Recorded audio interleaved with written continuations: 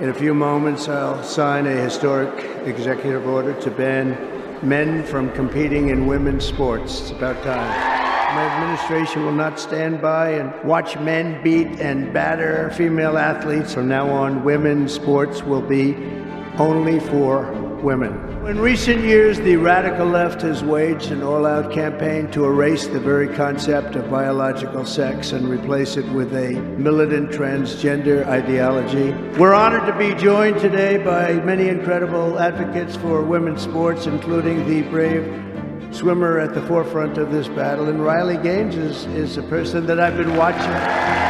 With my action this afternoon, we're putting every school receiving taxpayer dollars on notice that if you let men take over women's sports teams or invade your locker rooms, you will be investigated for violations of Title IX and risk your federal funding. There will be no federal funding. With this executive order, the war on women's sports is over. We are restoring sanity and common sense, defending the rights and safety and pride of the American people, including our great, great, great female athletes.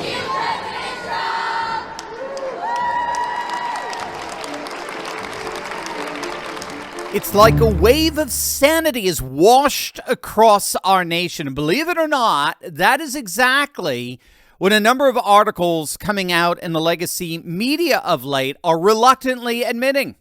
Trump and the MAGA movement have won the culture wars, hands down.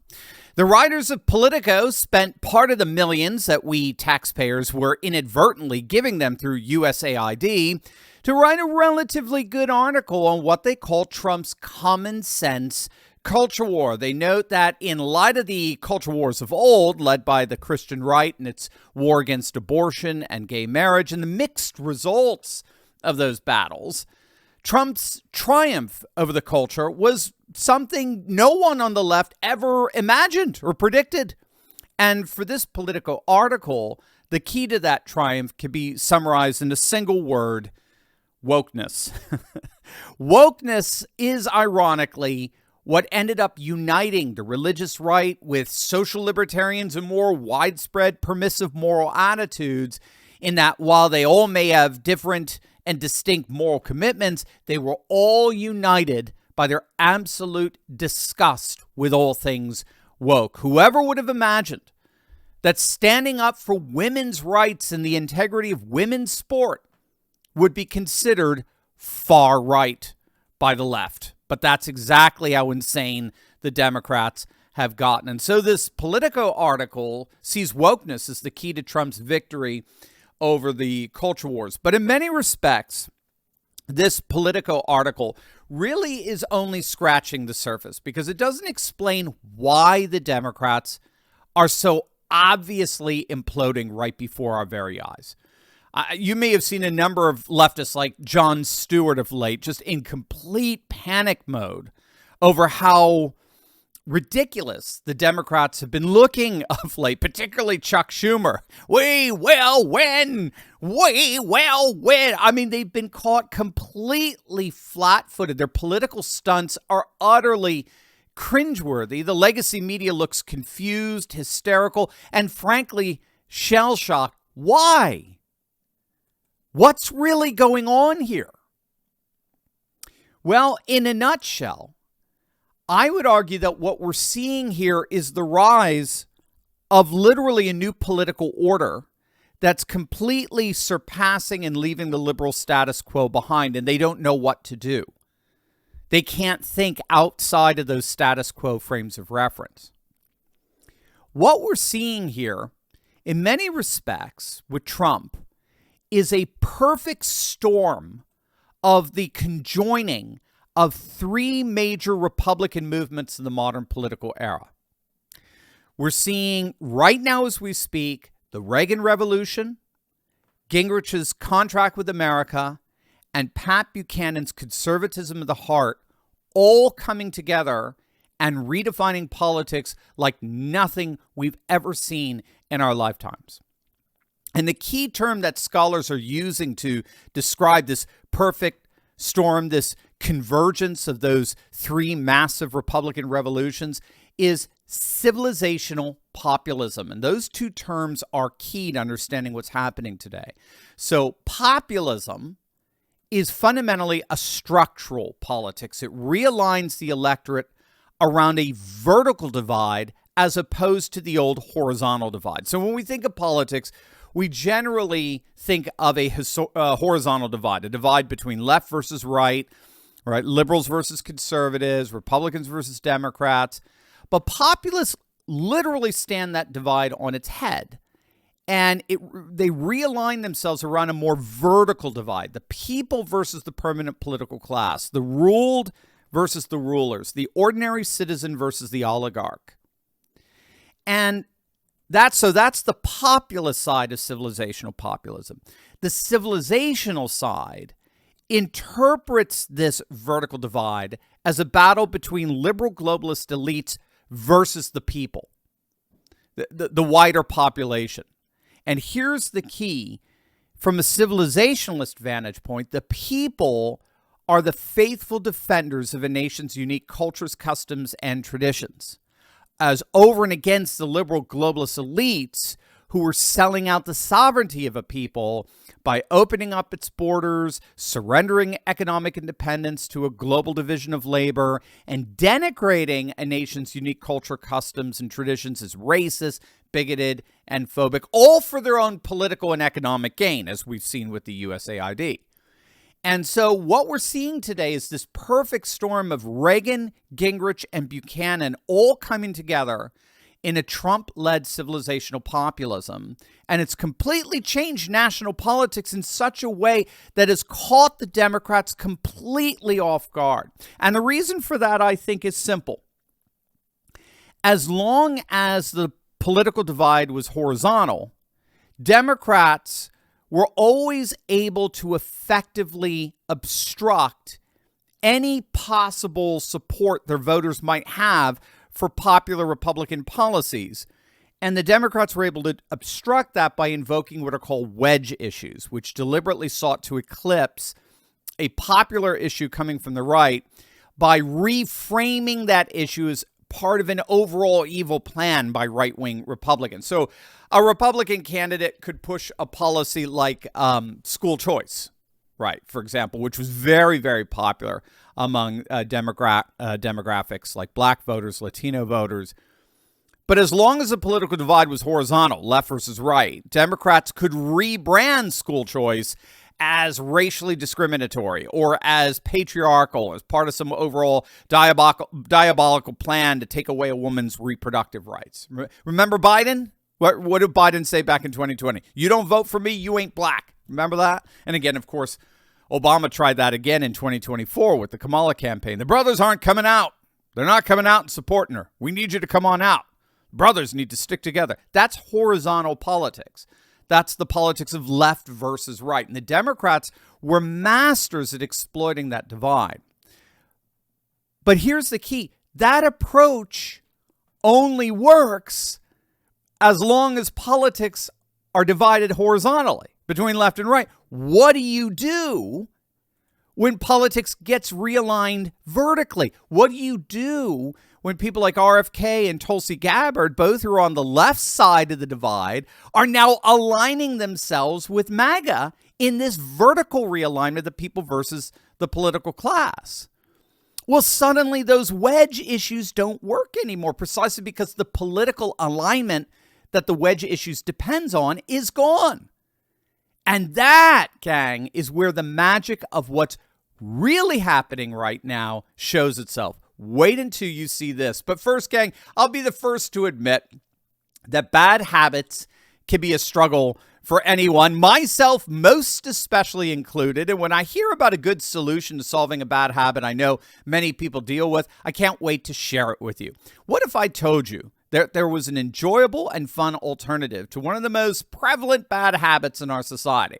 Well, I got something that's not only thoughtful, but also super useful, thanks to today's sponsor, Fume. So whether you're someone trying to build better habits or just want to give someone else something fun and relaxing to enjoy, Fume makes an awesome gift for everyone. It's an award-winning flavored air device with phenomenal flavor, and it's a guilt-free option with non-toxic flavors like peach blush and sparkling cranberry. It's like having your favorite herbal tea and knowing you could feel good about it. The best part about Fume is that it fills a void when you're trying to kick those nasty habits, and it's one more way that courageous conservatives can fight against the left and their agenda to keep Americans down. You should seriously give Fume a try. They conduct third-party studies, they have amazing quality control of their products, and they're developed with real doctors right here in the USA. Head to tryfume.com/Steve Turley and use code Steve Turley to get a free Fume topper when you order a journey pack. It's the perfect addition to make your Valentine's Day gift even more special. Again, tryfume.com/Steve Turley, or just scan the QR code on the screen to grab yours today. Here's where the magic really happens. With the rise of this more vertical politics aligned around the people versus the permanent political class, that vertical realignment has opened up space for the rise of a new supermajority. So you'll note virtually all of the executive orders that Trump is signing have 60+% support. Virtually all the wedge issues deflated. Now the American people are free to finally come together in a new political coalition centered on issues with supermajority support: border security, energy independence, right? Ending DEI and woke initiatives, ending foreign wars and U.S. intervention abroad, descaling government. All of a sudden, that horizontal divide that held those issues back has collapsed. Literally, the dam is broken, and now a new supermajority support is flooding D.C. Here's Scott Jennings of CNN saying precisely this. He's describing what is currently the dumbest strategy in politics, which is Democrats taking the 20% side of every 80-20 issue in America.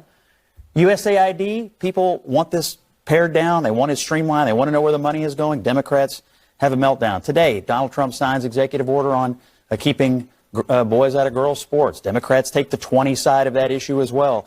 All these issues, this is like Trump's superpower, finding a bunch of 80-20 issues, getting on the 80, and everybody who's sort of reflexively against him gets on the 20. And now the Democratic Party has like a 31% approval rating. This is why. I don't know. And here's the key. The more Democrats double down on that now expired horizontal divide, right, in trying to take the opposite position of Trump and MAGA in any situation whatsoever, what do they end up doing? Just like Scott said, they end up aligning themselves as the defenders of the permanent political class and only gets about 20% support. That's why this fight for USAID is so utterly futile for the Democrats. Democrats are defending a system that gave $20 million for a new Sesame Street show in Iraq, but only handed out the peanuts of $700 to the people in North Carolina who lost everything. And so all the Democrats do is they only exacerbate the distance between themselves and the people. It's technically known as a process of de-alignment, a breakdown of the bonds that used to exist between traditional political parties and their constituents. And the key here is that this breakdown in the bonds of voters that they've had with the traditional parties is making it easier for new political alignments to rise up and take the nation in a new direction. That's exactly what we're seeing today. That's why Trump and Doge have been so successful thus far. We're just literally just over 2 weeks in, and they've already completely changed the entire system. The X account Sun Tzu had a brilliant tweet the other day, quote, "Do you understand what's happening right now? The deep state can no longer stop the flow of truth. We are the news now. Elon Musk, Doge, and the President of the United States are pouring out a waterfall of disclosures, evidence, information, and it is overwhelming the deep state apparatus. They're being locked out of their computers. Their money laundering scheme through USAID is being exposed. The flood of truth is overwhelming. The ponds of deception and scum. Light is breaking through the darkness. Darkness cannot comprehend the light. You are watching in real time the Great Awakening. You are watching the formation of a golden age for humanity for at least the next generation, hopefully longer. You are participating in the Great Awakening. You are the news now. This is why we're winning the culture wars. This is what we mean when we say the vibe really has shifted. We have shifted from a horizontally defined politics to a vertically defined politics. And the Democrats have been caught completely flat-footed. If that's the case, what we've all been witnessing these last 2 weeks is nothing. The winning truly is just beginning. Hey there, Dr. Steve here, and I got a question for you. What if you could go back in time and get in on the Bitcoin era when it was still just under $1? Or buy a prime real estate before the market exploded, say, in Manhattan?